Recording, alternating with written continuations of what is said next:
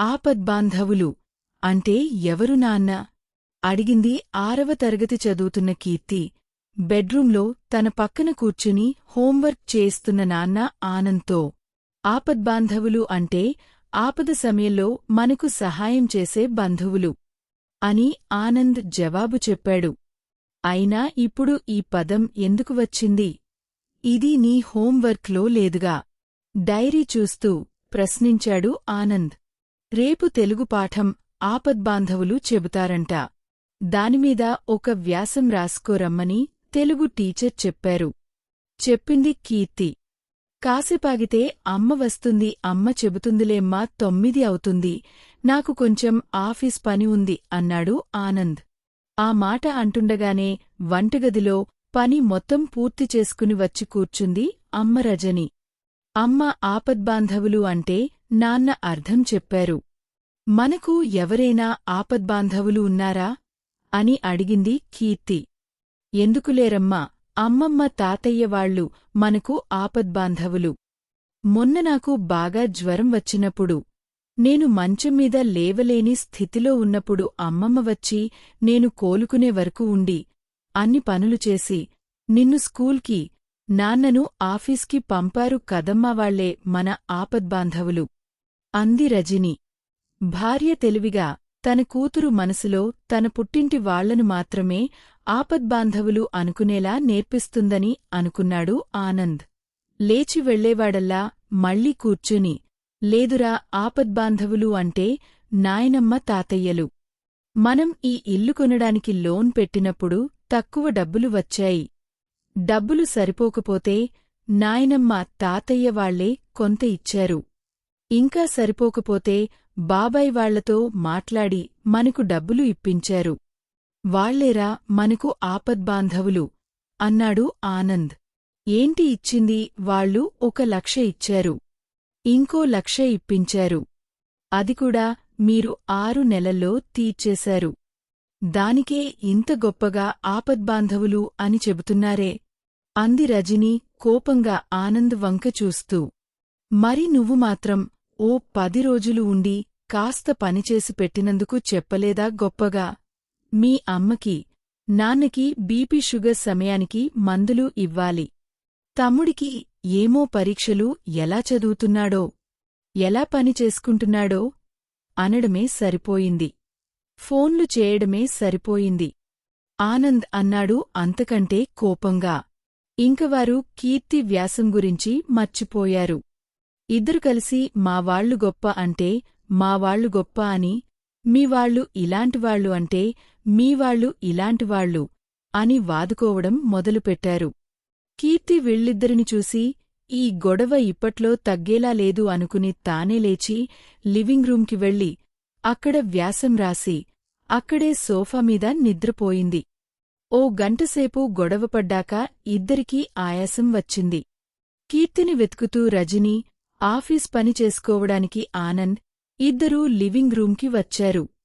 సోఫామీద పడుకుని ఉన్న కీర్తిని లేపి తన భుజంమీద వేసుకుని బెడ్రూంలో మంచంమీద వేసి తాను పడుకుంది రజని. ఆనంద్ కూర్చుని ఆఫీస్ ఫైల్స్ తీశాడు. ఛీ, బుర్ర మొత్తం పాడైపోయింది అని రిలాక్స్గా తల వెనక్కు వాల్చి గట్టిగా ఊపిరి పీల్చుకుని ఆఫీస్ పని చూడటం మొదలుపెట్టాడు. అరగంట తరువాత పని పూర్తయి ఫైల్స్ పక్కన పెడుతుండగా కీర్తి హోంవర్క్ బుక్ కనిపించింది. ఇంతకీ కీర్తి ఆపద్బాంధవులమీద ఏమి రాసి ఉంటుంది అని ఆనంద్కి కుతూహలం కలిగింది. బుక్కు తీసి చదవడం మొదలుపెట్టాడు. కోపంతో నిద్రపట్టక ఈయన పని ఇంకా అవలేదా అని వచ్చిన రజని కూడా ఆనంద్ పక్కన కూర్చుని తాను చదవడం మొదలుపెట్టింది. ఆపద్బాంధవులు అంటే బంధువులు, మనకు అవసరానికి సహాయం చేసేవారు. మనకు ఆపద సమయంలో అవసరమైనప్పుడు కొంతమంది బంధువులు కాకపోయినా మనకు సహాయం చేస్తారు, వాళ్లే ఆపద్బాంధవులు అని మిస్ గారు చెప్పారు. ఆపద సమయంలో సహాయం చేసేవారు బంధువులు అని నాన్న చెప్పారు. ఇంకోసారి మిస్ గారిని అడగాలి. మాకు ఆపద్బాంధవులు. అమ్మకు జబ్బు చేస్తే అమ్మమ్మను తాతయ్య పంపారు. అమ్మమ్మ మాకు చాలా సహాయం చేసింది. అంటే అమ్మమ్మ తాతయ్యలు మాకు ఆపద్బాంధవులు. నాయనమ్మ తాతయ్యలు ఇల్లు కొనడానికి డబ్బు ఇచ్చారు. అంటే నాయనమ్మ తాతయ్యలు మాకు ఆపద్బాంధవులు. ఒకసారి నాన్న చాలా చాలా సామాన్లు తెచ్చినప్పుడు లిఫ్ట్ పని చేయకపోతే కింద ఫ్లోర్ అంకుల్ కొన్ని సామాన్లు మోసుకుని ఇంటివరకు తెచ్చారు. అంటే అంకుల్ వాళ్ళు మాకు ఆపద్బాంధవులు. నాన్న ఊర్లో లేనప్పుడు అమ్మ ఎదురింటి ఆంటీతో మాట్లాడితే వాళ్ల బండిమీద నన్ను స్కూల్కి తీసుకెళ్తారు. అంటే వాళ్ళు మాకు ఆపద్బాంధవులు. ఇంకా చాలాసార్లు మా అపార్ట్మెంట్ వాళ్ళు మాకు సహాయం చేశారు. వాళ్లంతా మాకు ఆపద్బాంధవులే. మేము ఎవరికీ ఆపద్బాంధవులం కాము. అమ్మమ్మ ఒకసారి మామయ్యకి అర్జెంటుగా ఫీజు కట్టాలని డబ్బులు అడిగితే నాన్న ఇవ్వలేదు. మేము అమ్మమ్మకి ఆపద్బాంధవులు కాము. నాయనమ్మ పిన్ని కాన్పు మీ దగ్గర చేయమని అడిగితే అమ్మ ఒప్పుకోలేదు. అంటే మేము నాయనమ్మ వాళ్లకి ఆపద్బాంధవులం కాము. కింద ఫ్లోర్ అంకుల్ ఒకసారి బండి అడిగితే నాన్న ఇవ్వలేదు. అంటే మేము కింద ఫ్లోర్ అంకుల్కి ఆపద్బాంధవులం కాము. ఎదిరింటి ఆంటీ అవసరమే 1000 రూపాయలు సర్ధమంటే అమ్మ ఇవ్వలేదు. అంటే ఆంటీ వాళ్లకి మేము ఆపద్బాంధవులం కాము. పక్కింటి బాబ్జీ నా కొత్త సైకిల్ ఒకసారి తొక్కుతానంటే నేను ఇవ్వలేదు. అంటే నేను కూడా ఆపద్బంధువుని కాను. ఇది చదివాక ఇద్దరూ మొహాల్లో నెత్తుటి చుక్కలేదు. కీర్తికున్నంత ఆలోచన మనకి లేకుండా పోయింది. మనమందరి దగ్గర సహాయం తీసుకుంటున్నాం. కాని మనం ఎవరికీ సహాయం చేయట్లేదు రజని అంది. ఎదురింటి ఆమెకు 1000 రూపాయలు ఇస్తే సరిపోయేదిగా అన్నాడు ఆనంద్. ఇవ్వాలనుకున్నాను, మళ్ళీ తిరిగి ఇచ్చేవరకు అడుగుతూ ఉండాలి.